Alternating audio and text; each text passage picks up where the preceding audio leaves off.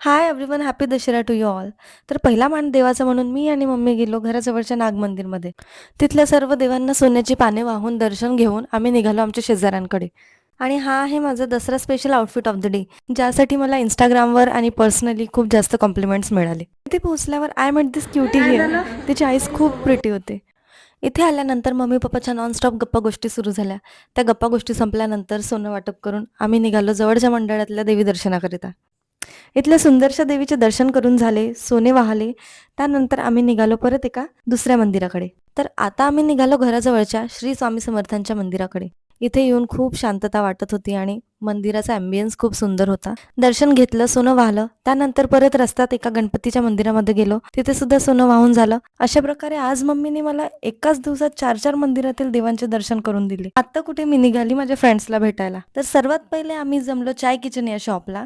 उशीर झाल्यामुळे इथे खायचं तर काय, प्यायला पाणी सुद्धा अवेलेबल नव्हते.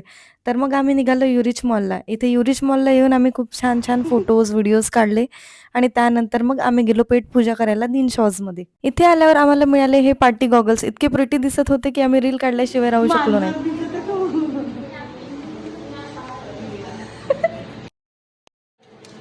इतक्या वेळानंतर फायनली आम्हाला पाण्याची बॉटल मिळाली. त्यामुळे हे लोक काहीतरी फनी कमेंट्स करत होते.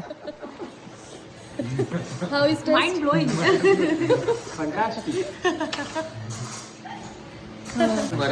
Any comment? No. I have to comment. आज वर्धेमध्ये फक्त हे पाणी प्यायला भेटत की बाकीच्या रेस्टॉरंटला सगळं संपलेलं आहे. त्यानंतर ऑर्डर केलेले मोमोज आणि कोल्ड कॉफी फायनली आम्हाला मिळाली. So this is how the day ends.